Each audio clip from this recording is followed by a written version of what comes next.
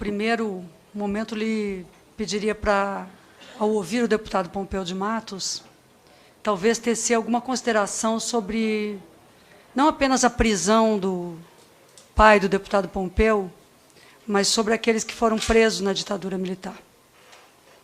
Porque, se nós partimos deste olhar mais humano, nós nos damos conta que realmente houve uma ditadura que matou Stuart Angel, Zuzu Angel, que desprezou pessoas, e não dá para ter um relativismo cultural em nenhum sentido, nem em relação ao Holocausto, que nós devemos sempre lembrar, e lembrar, inclusive, na figura generosa de Aracy Guimarães Rosa, a contribuição da diplomacia brasileira para salvar vidas contra os nazistas, se insurgindo contra o próprio poder.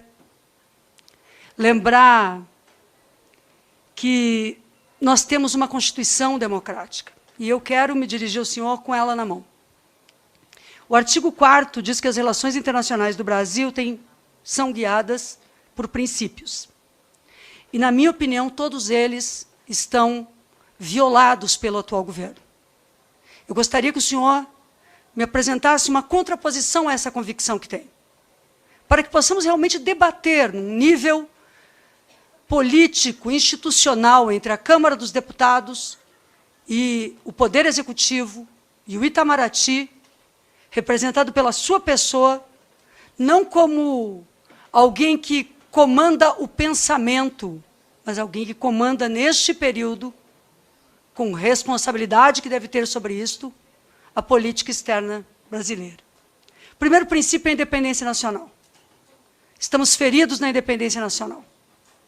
O Brasil se submete hoje aos interesses norte-americanos, e Vossa Excelência diz que antes nós tínhamos uma ideologia ligada aos BRICS, e Vossa Excelência hoje tem uma ideologia ligada aos interesses não do povo norte-americano, mas ao governo Trump, questionado pelos próprios norte-americanos. A ideologia das armas, da guerra, da indústria de armas e da liberação de armas no Brasil. O segundo princípio é a prevalência dos direitos humanos. O Itamaraty está rompendo a sua tradição em direitos humanos.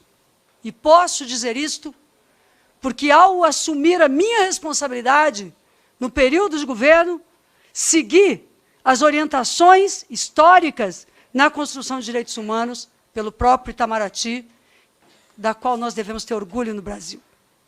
Uma história de contribuição, uma história que é de Oswaldo Aranha, uma história que é de muitos brasileiros e brasileiras que ajudaram a constituir o sistema internacional e o sistema regional.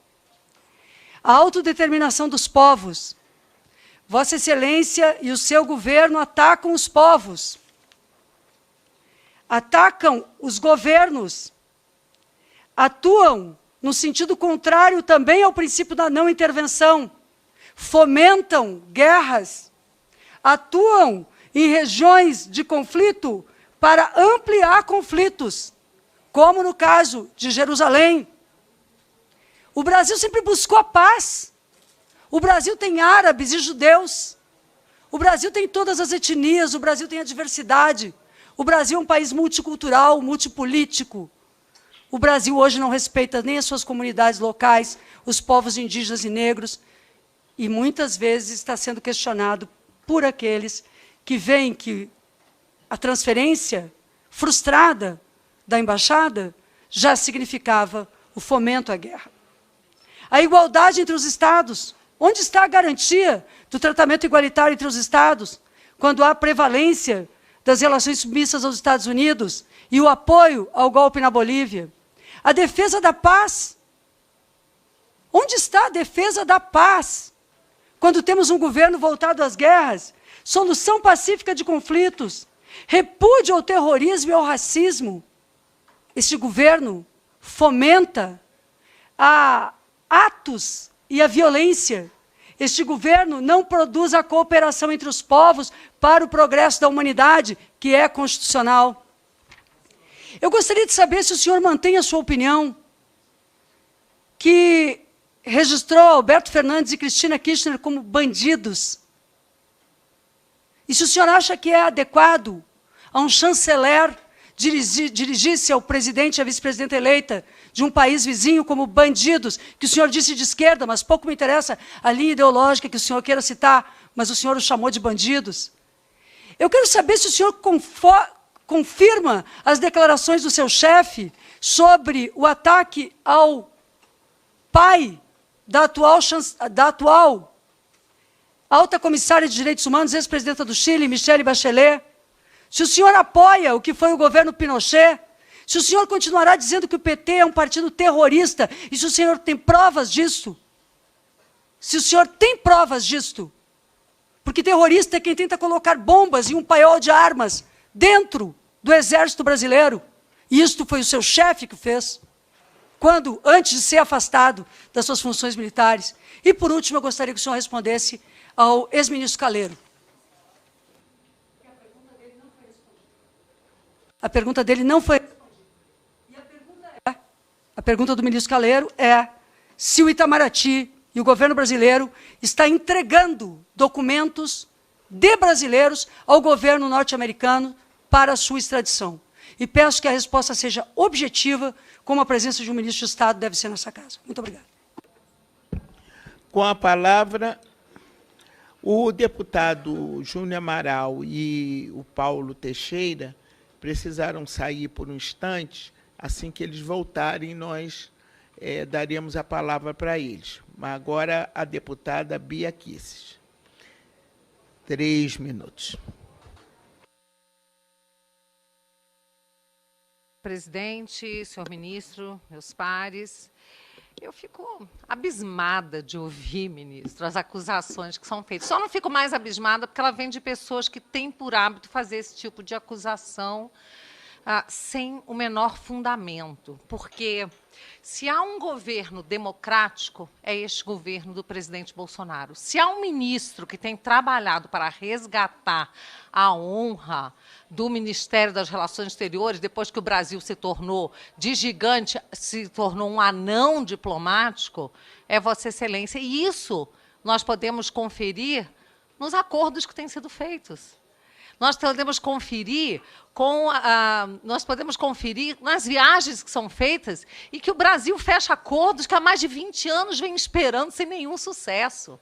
Então, nós temos, como brasileiros, que nos sentir muito honrados, felizes de termos Vossa Excelência à frente do Ministério das Relações Exteriores, lutando para conseguir, de fato, dissipar uma doutrinação existente na América Latina, porque isso é importante, porque nós precisamos reafirmar a existência do Foro de São Paulo, que não reconhece a soberania do nosso país. E eu quero aqui, como cidadã e como parlamentar, reafirmar que o Brasil é um país soberano e tem que ser respeitado. Então, quando nosso presidente vai lá fora e diz que não vai se ajoelhar perante o presidente da França, perante a Angela Merkel, quem quer que seja, eles vêm dizer que está submisso aos Estados Unidos. Não, não estamos submissos, estamos fazendo parceria com os Estados Unidos e sendo respeitados pela nação mais forte, mais democrática que existe. E não adianta dizer que é o imperialismo. Não, basta dizer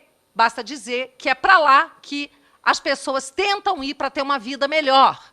Ninguém sai dos Estados Unidos para ir para Cuba, ninguém sai para ir para a Venezuela em busca de uma vida melhor. As pessoas saem, sim, fogem, arriscam suas vidas para fugir dessas ditaduras para irem para os Estados Unidos. E se os Estados Unidos estão agora valorizando o Brasil, isso é mais um ponto para nós celebrarmos no governo Bolsonaro e no seu trabalho à frente do Ministério das Relações Exteriores. Estamos deixando de ser anões diplomáticos. Vamos falar a verdade, vamos romper com a espiral do silêncio. Essas mentiras que a esquerda conta não colam mais, ninguém mais aguenta. E aí ficam dizendo que o Bolsonaro, o presidente, é isso, é aquilo, é racista, é ditador. Tudo uma grande mentira. E eu quero dizer aqui que o ídolo dessas pessoas da esquerda, o ídolo dele, que botou uma placa que está aqui no corredor, tá, de um policial matando um negro, tá,